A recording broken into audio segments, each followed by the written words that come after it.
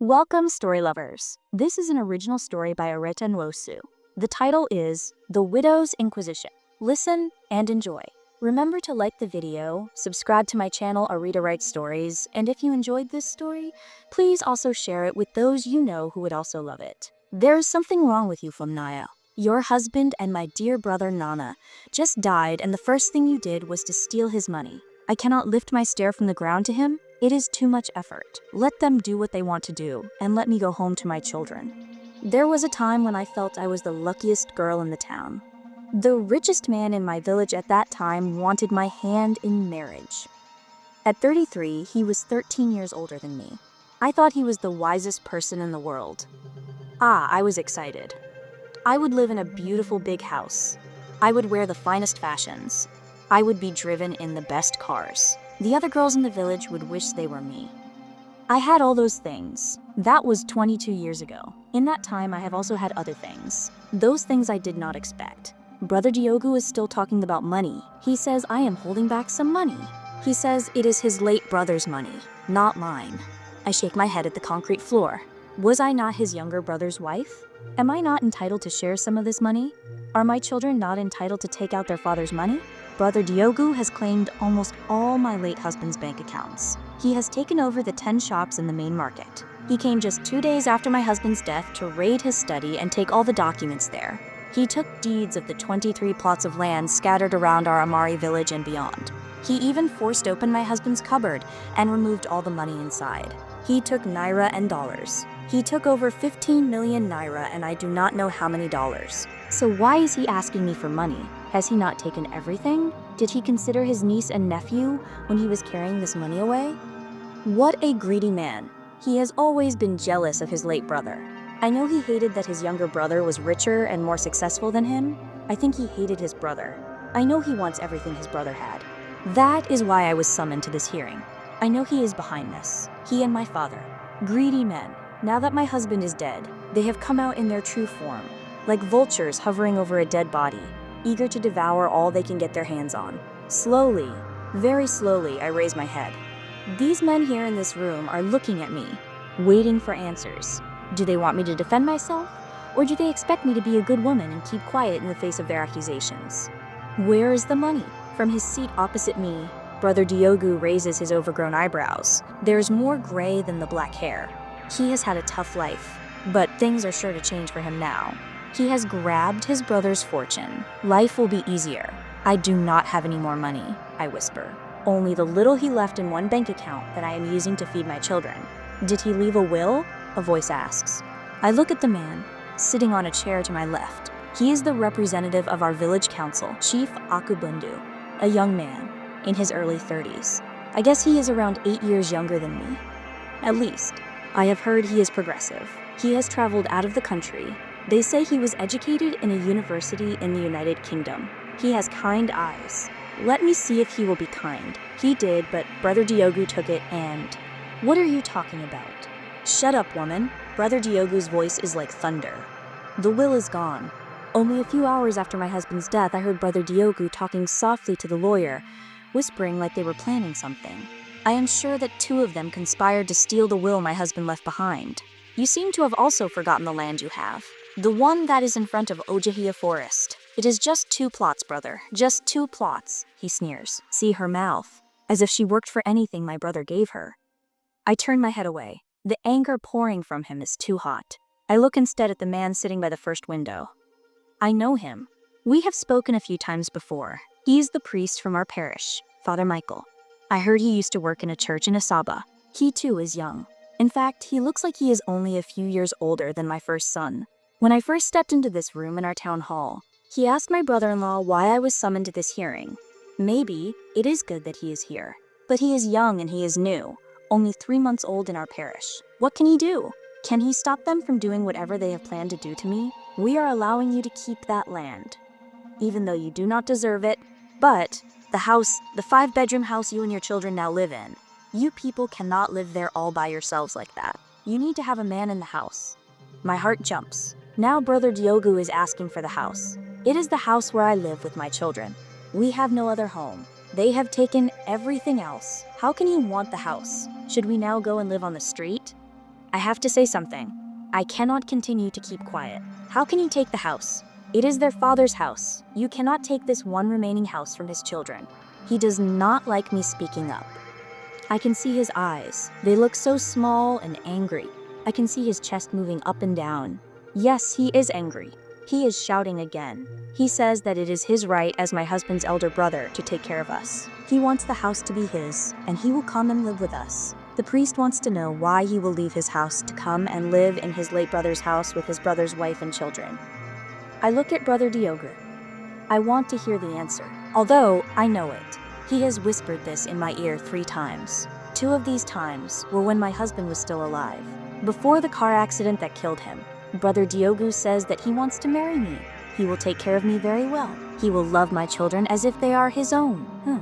Now his niece and nephews will become his daughter and sons. Father Michael says that it is too soon to talk about me marrying again. The village council representative, Chief Akubundu, agrees. My husband's brother has an answer for that. He says he is ready to wait 6 months to 1 year before we can marry. No, I say. I just lost my husband. All I want to do now is to take care of my children.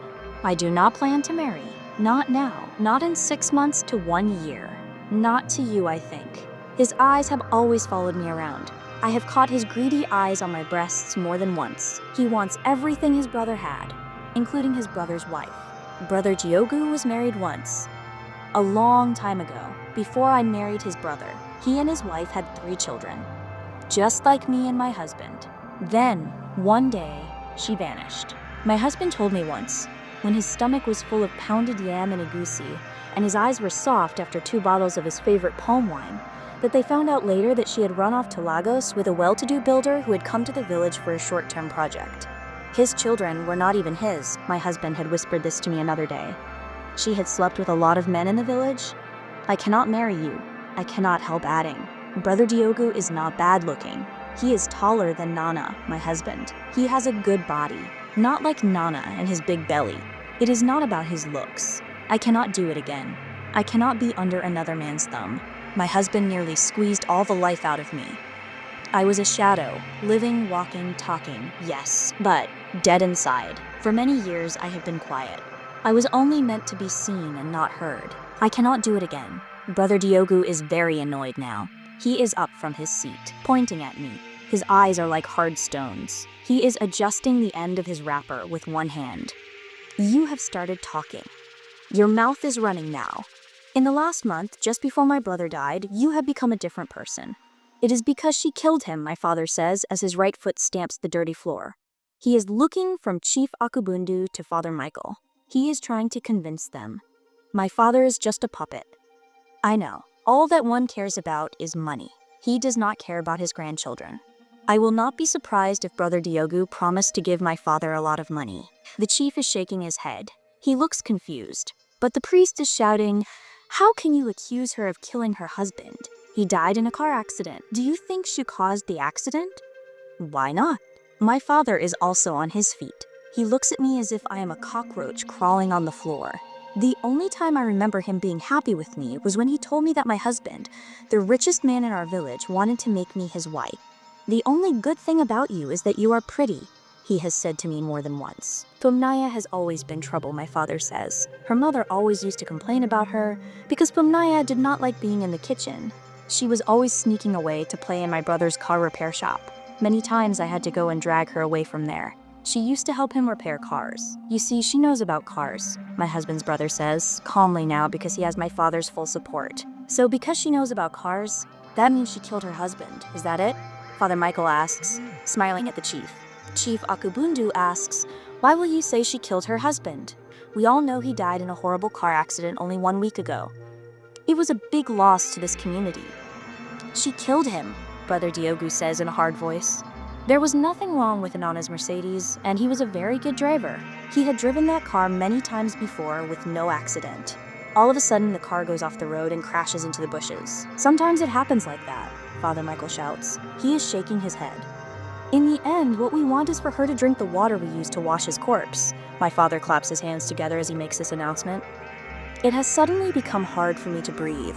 I cannot believe that he said that. My own father. But it is not surprising. He has always wished his first child was a boy, not a girl. It is not my fault, Daddy. I did not make myself your firstborn. The priest's mouth opens. The chief moves to the edge of his chair. Do you know what you are saying? Do you want her to die? The chief asks. If she is innocent, she will not die. My father replies. Brother Diogu's head moves forward. She has nothing to fear if she did not kill him. We are trying to put an end to such traditions, says Father Michael. Yes, but this is one of the laws of our land, the chief says. Even though I don't agree that she should drink the water, she is a recent widow with 3 children. She needs our support. But what if she killed her husband? My brother-in-law asks. She did not. You just want her money, the priest shouts. It is not her money, my father shouts back. He does not like this young priest. He preferred the one that was here before. That former priest was older, in his 60s. That one liked beer and 16-year-old virgins. You cannot just accuse her of killing her husband for no reason, Father Michael says. We have reason. She knows about cars. My father slaps the arm of his chair. My brother has said many times that she knows more about cars than him. How is that possible? Chief Akubundu asks. She is just a woman. Just a woman. I am nothing important. I am insignificant. That is what I have heard all my life. From my father, from my husband, and even from my son. I bite my lips and force the tears back. I will not cry. I will not give them that satisfaction. I have cried enough tears for the men of this world. She did something to his car, my father says. She will know what to do to cause an accident. Especially, Brother Diogu's smile is full of mischief, because he was planning to marry again. As a matter of fact, he was carrying wine to the girl's parents when he had the accident. That Nnanna was planning to marry again is no surprise to me. That had been his song in the last 2 months before he died, all the time talking about it. My new woman. I am bringing in a new wife. I have seen the woman before. He brought her to the house 2 times before his death. The last time she came, she spent the night with him in his bedroom. She is very young. He once mentioned to me that she is 21, only 2 years older than his only daughter. He had no shame whatsoever. I cannot say that she is not pretty. She is very pretty. My husband liked pretty. She had yellow skin and upstanding breasts. Mine were once as high as hers. I shake my head. I am a mother of 3 who breastfed all her children. It is not possible that I can still have the same upstanding breasts I had when I was 21. Nnanna did not want me to breastfeed the children. Feed them the bottle, he used to say. But in that one thing, I stood my ground. I do not know why. Maybe because that was what my mother did? She breastfed all of us. He hated that I kept sneaking behind his back to give the children breast milk. He punished me for doing that. I closed my eyes for a moment. He really punished me for disobeying him. I touched the skin under my right eye. It is rough. The wound has healed. A scar has formed. But my skin has not forgotten. Neither have I. I cannot forget the day he punched me so hard in the face that I fell over the dining table. The pain. Oh, the pain was something else. I thought I would die. And the blood. It was so much.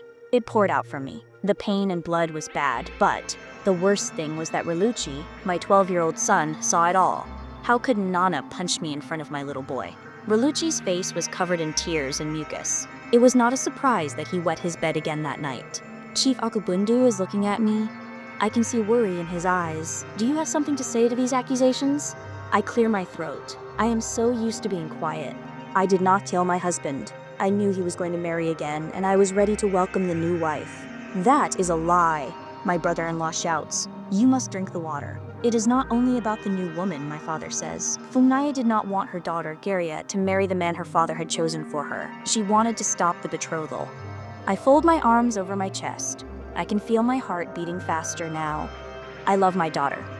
I have not always been a good mother to her. You treat your daughter just like Mummy treated us, my younger sister said. That day, I was angry with my sister. We quarreled. But she was right. It took me some months to see the truth. Now, I see it. I choose the words to say. I only wanted my husband to wait for a few more years before marrying off our daughter. Is that so? So you are the one who will decide who or when your daughter will marry, is that it? Questions Brother Diogu. I did not say so. You are a troublemaker. That is all. You were always arguing with your husband. That is why he used to beat you. He chose a very good man to marry your daughter. She will have a good life. This man is even richer than your husband, Nnanna? A man whose first wife disappeared? People say he killed her. I do not know about that, but what I can see in him is that he is cruel. He is a cruel man. I do not want him to kill my daughter. She is not like me. She talks. She argues. She will tell you what is on her mind. Her father used to blame me for raising such a stubborn girl. I smack my chest with one hand. I did not kill my husband. He is the father of my children. All I have now is because of him. I did not kill him. You do not want to tell the truth? Okay. Brother Diogu points his head at my father. My father gets up and goes out of the door. He comes back with someone else. My first son. I stand up from my seat. I can guess what is coming. Zulunjo looks so much like his father. Average height. Like his father. Big, heavy body. Just like his father. Even to the frown on his face as he looks at me. Just like his father. I do not see myself in him. Maybe he has the shape of my face. People have said that. Zulunjo was a sweet boy when he was young. He used to hold tight to my wrapper and follow me around the house. Now his whole body is shaking. He looks like he is ready to fight me. What have I done to make my son hate me so much? Tell them what you told us, my father says to him. Who is this? Chief Akubundu asks. It is her first son, my brother-in-law replies. Ah, well, what do you have to say? My mother is a very troublesome woman. She made my father's life difficult. I shake my head. Let me tell you, Chief, she has been stealing money from my father for many years. I have seen her many times putting money inside her bra, the money she took from my father's room. There was one day I came to visit my father at home. I heard her gossiping with her friend, the school teacher at the community school. She told her friend that my father will marry a new wife over her dead body. The words come out from my mouth. Why are you telling lies about me, my son? It is not a lie. You know you said it. I shake my head. I do not know what she has been telling you, but let me tell you the real truth. I saw her that day. What day? The priest asks. The day my father died. I saw her leaving the garage where my father parked his car some minutes before my father left the house. The chief's eyes opened. You saw her leaving the garage? So you think she did something to his car? She can do it. This is serious. He sits back in his chair. Now he is looking at me with serious eyes, like he does not know who he is looking at. I have to talk. My heart is beating harder. The sweat is growing under my arms. I did not do anything to my husband's car. How will I even know what car he will use that day? He had many cars. You will know. Did you not live with him? My father replies. Also, what were you doing inside there? Chief Akubundu asks. It is a part of my house. Am I not allowed to go inside there? Sometimes my husband will give me his briefcase to take to his car. Sometimes I will help him carry the things he buys from his car. If the housemaid is busy, you have to drink the water, Brother Diogu says again. I will not. My voice has risen. What? Shut up, woman. You will drink the water. Killer. I will not drink this water, oh. I will not. Are you shouting at me? Are you mad? The chief puts his arms up. Stop. Stop. Woman, you have to calm down. You are talking to your late husband's elder brother. We washed my brother's corpse and kept the water. I will go and get a cup. No, this is wrong. It is unchristian and unsanitary, the priest says. It is our way, says the chief. Nothing will happen to her if she is innocent. I will not drink the water from my husband's corpse. I tried to be a good wife to my husband. For the 22 years of our marriage, I did everything I had to do to make my husband happy. I did my best, but it was not enough for him. He beat me. I did not talk. He used to warn me that he can kill me and nobody will question him. I had nobody to talk to. My parents blamed me. His family blamed me. Your mouth is running now that he is dead. He would not have beaten you if you were a good wife, my father says. Let her talk, the chief says. It was not easy to be his wife. See? I point at our son. My son hates me because his father taught him to hate me. His father taught him to hate women. Money was not my problem, but life is more than money. Now I have to focus on my children. I did not kill my husband, but I will not drink the water. You will have to kill me. You cannot refuse to do what we tell you. The chief's voice is louder. See what we are saying? She is troublesome. Brother Diogu shakes his head at the chief. I am not troublesome. Have I not been quiet all this while? Is this not the first time I told any of you that he used to beat me? I am a woman. In our society, what rights do I have? Without my husband, what is there for me? My husband's brother and his family have taken my husband's money, properties, and lands. I could not stop them. Now he wants the house. I will not be able to stop him. Why will I kill my husband if I know that, without him, people will come and take everything he gave me? I did not kill my husband, but I will not drink the water. You people have taken everything me and my children have, but you will not force me to drink the water. You are guilty. That is why you will not drink. My father looks at me like he wants to slap my face. I will not drink because I have decided to stop giving. You will have to do your worst. I put my hands on my waist and look at the men around me, one by one. My son, last. Zalunja looks down at the ground. Shame for attacking his own mother? Or surprise that I am standing up for myself for the first time? I do not care what decision they make. All I know is that I have made up my mind. They will have to hold me down and force my mouth open. I will no longer make it easy for them. Let them do their worst. Asterisk. I enter through the main door of our house. They are waiting for me, my daughter and second son. Rilucci runs to me and throws his arms around my waist. Mummy, you're back. I hug him. He has been crying. My husband was always hard on him. This boy is weak, like a woman. Useless, my husband used to say. Juria is looking at me. She is careful with me. For a long time, I was angry with her. She did not behave the way women should behave.